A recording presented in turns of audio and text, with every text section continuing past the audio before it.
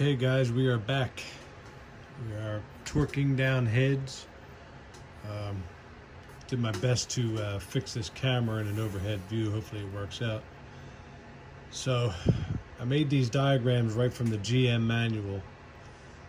So if you notice, I already did the right head, but they seem to go in a clock spring kind of order. That's why I used a highlighter here. So if you need to pause this and zoom in or something.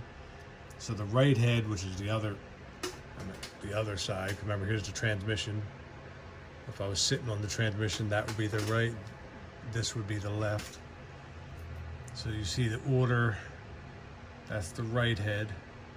So if you notice, that one goes in a counterclockwise direction. 1, 2, 3, 4, 5, 6, 7, and 8.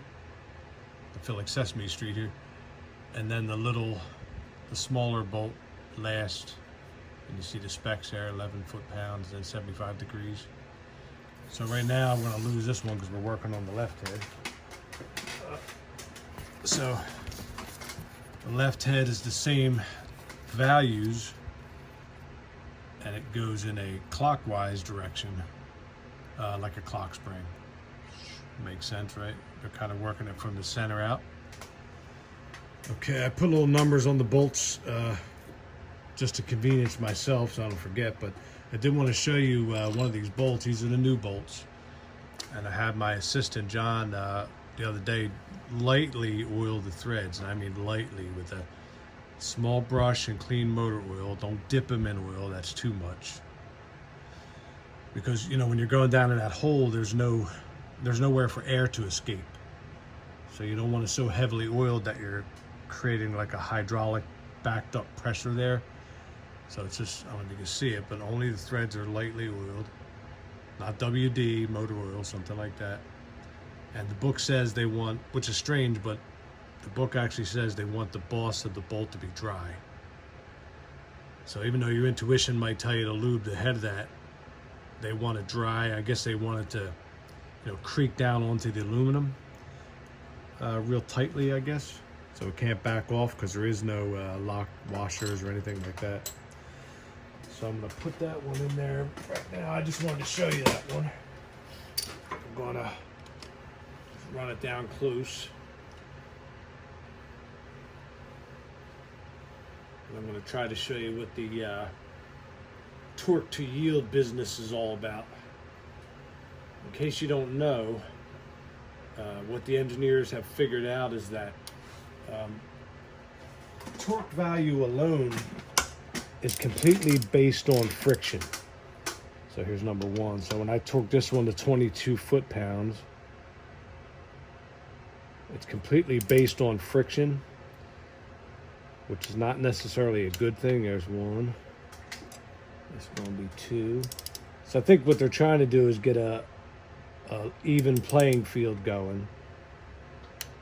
There you go. This one's 3.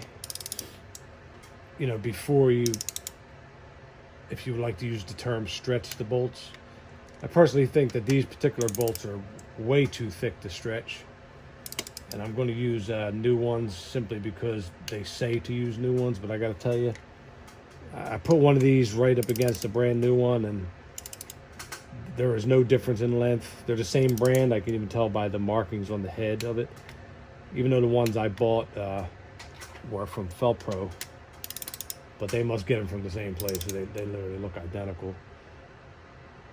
Another thing that makes this job a little bit of a pain is that they're using 150 degrees, which, you know, I'm not a big fan of that. Like, why didn't they just make it 180 so it's a real easy to do half turn? Or I've seen other heads where, and that's another thing, I don't really like them going from 22 foot-pounds to extremely tight all at one time.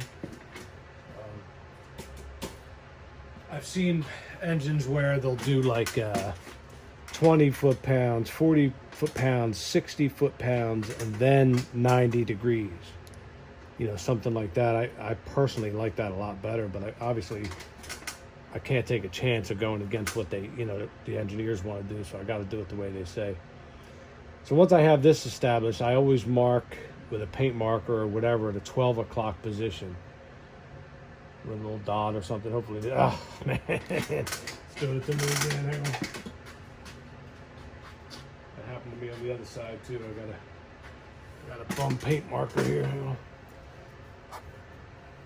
Yeah, guys, you're going to see the good, the bad, and the ugly on the Robbie Ray channel. Hang on, baby. I'm on camera. Unless you want to be on camera. Turn off for a second. I can't because I don't know how to edit it. Why, you got them guys here or something? It's lady. I just want you to talk to her for a second. Oh, Jesus. Yeah, it's not a big deal. Hang on a second. It'd be nice, 'cause she's not gonna force it. All right, guys. I'm going to have to splice these together.